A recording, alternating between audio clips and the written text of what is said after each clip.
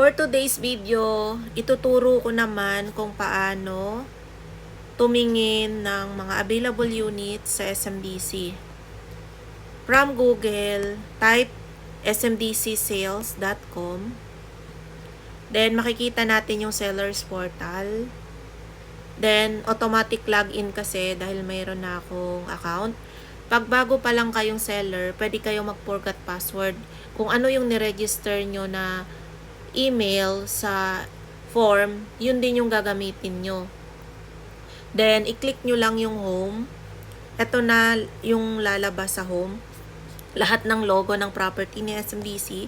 And, nakalagay sa lower portion yung address kung saan siya located. Pero, pag nakabisado mo naman to, logo pa lang, kabisado mo na kung anong location ng property ni SM. So, let's say, for example, gusto mo magbenta ng Shore 3 Residences. This project is located at Mall of Asia. We have Shore 1, Shore 2, Shore 3. Magkakaibang condominium yan siya, pero magkakalapit. Kasi sa Shore 1, we have 4 tower. Sa Shore 2, we have 3 tower. Sa Shore 3, we have 4 tower. Shore complex ang tawag sa kanila. So, let's say, Shore 3 yung gusto mong ibenta. Ito yung pinakabago. Makikita mo siya, click mo yung availability map. Then, kung may specific building ka lang na gustong i-offer, for example, building 1, makikita mo, yan na lang yung mga available natin. Yung mga kulay blue, yan yung mga parking. So, ang residential na available sa system is 4th floor going to 18th floor. Then, i-click naman natin yung Tower 2. Ayan. Sa Tower 2, ayan yung mga available. Sa Tower 3, mas maraming available. Kasi naunang ma-turnover yung Tower 1 and 2 ng Shore 3 Residences. So, for example, gusto nating tumingin dito sa Tower 4 kasi maraming available. I-click lang natin kung ano yung gusto nating i-offer. Kunwari, 2 bedroom and unit with balcony. Then, makikita mo dyan kung anong view pag pinalitan mo. Amenity view ba ang gusto mo or Mall of Asia view. For example, Mall of Asia view, nag-i-start siya sa 2nd floor, ang residential going to 17th floor. So, gusto mo ng high floor, let's say 17th floor, ito yung list price ng unit. So, 28,501,000, yun yung list price. Yung unit details niya is BO4 1765. Para mabasa yan, building 4, 17th floor, unit 65. Then, yung square meter niya is 77.41 square meter, facing Mall of Asia, 2 bedroom and unit. Basic siya, meaning hindi siya fully furnished. Ang nakatag siya sa system is EOP-NAN, meaning hindi siya rent-to-own, nabibilong, kasi hindi pa siya tapos. Pag naka-EOP-NAN, meaning hindi natin pwedeng i-offer as rent-to-own yan. Kasi hindi rin mabubuk na i-offer natin yung term ng rent-to-own. Ang term kasi ng rent-to-own is hanggang 22 months lang yung 15% after paying the 5%. So, yan. Para magkaroon lang kayo ng idea. Then, for example, gusto ng client mo is 1 bedroom lang. So, hanahanap tayo dito, 1 bedroom. Ito yung mga available na 1 bedroom. Yan. Dahil medyo mahal siya, let's say naghanap ka ng medyo mura sa Shore. Piliin mo yung mga family suite A. Yan yung mga medyo mura at saka family suite B. So, wala nang available. Kasi Mall of Asia. So, choose a view ka na lang para lumabas. So, for example, family suite A, ito yung may window. Kasi yung family suite B, walang window. Papakita ko sa inyo yung unit layout ng Shore para at least mag-familiarize kayo kung ano ba yung family suite A and family suite B with balcony. So, isa-search ko lang dito, Shore 3. So, ito.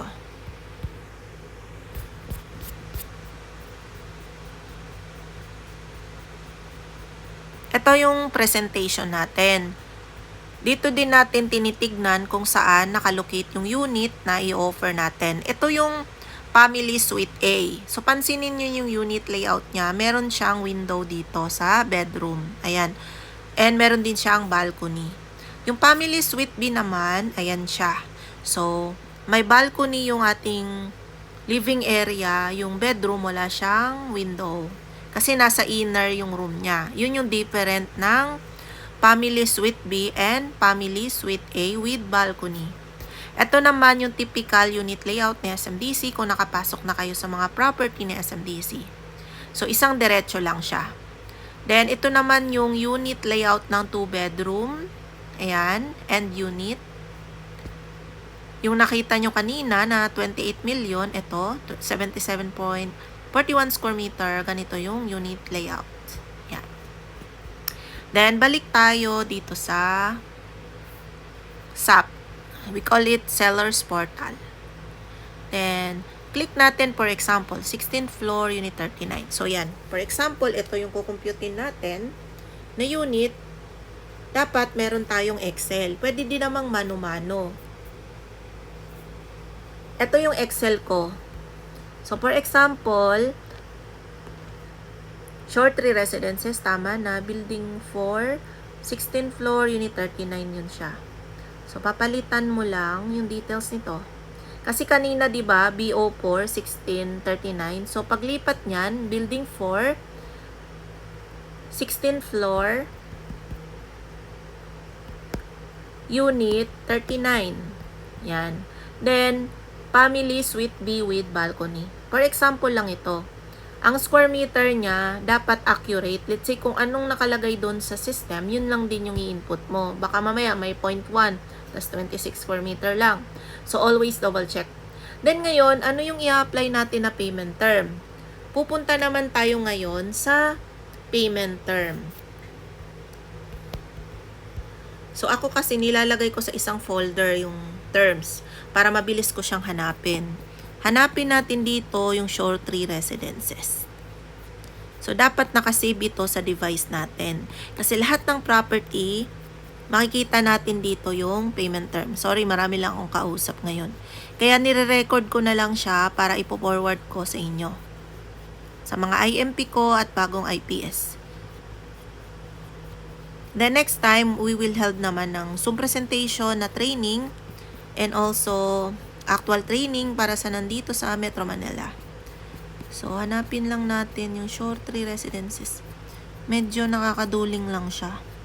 So, maganda naka-screenshot na yung gusto mong ibenta. Ayan.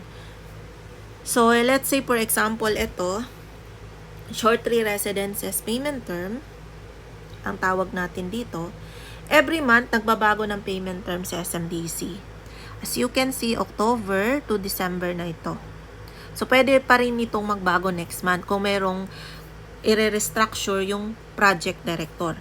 As you can see, 50,000 yung reservation fee ng unit. For the parking is 10,000. The other charges, 6.5 for the unit and 6.5 for the parking. Ang ibig sabihin ng SERP, yan yung mga employee. Basta naka 2 years ka na kay SMDC or BDO employee ka, nas 2 years ka na, pwede ka pa rin kumuha ng unit. Yun nga lang, mas mataas yung other charges mo. Pero, mas maganda yung payment term kasi hanggang 120 months to pay siya. And kahit makabenta kayo guys ng employee, meron ka pa ring commission na 3%. Dati wala kang commission. So, ayan nga guys, makikita mo dito sa payment term yung mga options na pwede mong i-offer. Pag EOP siya, 5% spot, 15 in 22 months with additional 5% discount plus intense discount na 10% on the TL fee. Mamaya ipapakita ko sa inyo paano i-compute. Then, pag non-EOP naman, meaning nakatag siya ng non-EOP, so bawal nating ibigay itong term na to. Ang term na ibibigay natin, either 15 in 30 months or 5% down in 15 in 29 months with 1% discount. For example, ito yung kukunin kong payment term. So, balik na tayo dito. Then, dahil meron siya 1% discount plus 10% na intense, ayan yung discount na makukuha ni client, mag-auto-calculate na yan. Kasi naka-save naman na dito yung 12% and 6.5 other charges. So, nag-auto-calculate na siya. So, ang total amount ng unit na ino-offer natin is 7,810,011.50. All in na yan, kasama na yung other charges and discount.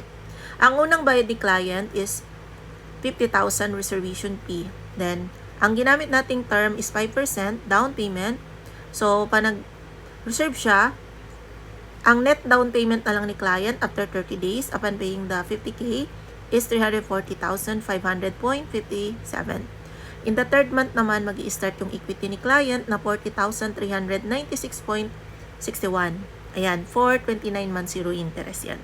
Pero hindi siya rent-to-own kasi nakatag siya ng none doon. Mahirap kasi mag-commit tayo sa client dahil pwede tayong ma-IR dahil pwede rin mag-irate yung client. So, wag tayo magko-commit. Very careful tayo dyan. Kung ang client is nagmamadali, hanap ka ng unit na nakatag na EOP sa system para pwede mong gamitin yung 22 months lang. So, ang remaining balance niya is 80%. Kasi yung kinuha natin, 5% plus 15 is 20, di ba? Plus 80 is 100.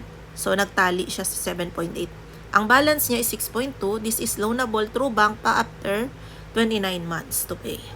So, eto guys, for example, nakagawa na tayo ng computation, screenshot na natin yan. Meron na tayong pang-send sa client. Then ngayon, paano naman siya hanapin sa floor plan? Kasi hindi pa tayo nakapunta sa site.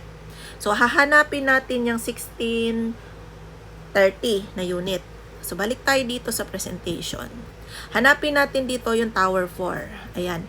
Dahil nandito na tayo ngayon sa Tower 4 floor plan, ito siya. I-zoom lang natin yan. Hanapin natin dyan yung Unit 12. So, upon checking, ito yung Unit 12. So, ito siya guys. Yung kulay pink. 14 yan yung isa, yung sky blue. So, ito siya. So, ngayon, lagyan mo na lang yan ng arrow. Para may isi-send ka sa client mo. Kasi more on digital tayo guys eh. Pag ang client nasa abroad, ayan, mabivisualize na nung client mo. Ang isi-send mo na lang sa kanila is yung computation, itong floor plan. Then, other is pictures, presentation, videos. Nasa diskarte mo na kung paano mo ipapaintindi sa client para mas mabilis siya maintindihan. Meron din tayong virtual tour ng short stay residences. Mas madaling i-present yun sa client. So, ayan, mas naiintindihan niya, di ba? Kung saan yung ino-offer mo. Then, ito yung computation, naka-attach yan, including nito. Then, also, mag-screenshot ka rin dito ng unit layout. Let's say, for example, ito. Screenshot mo na rin yan. Yan, screenshot mo. Tanggalin mo yung black para mas professional.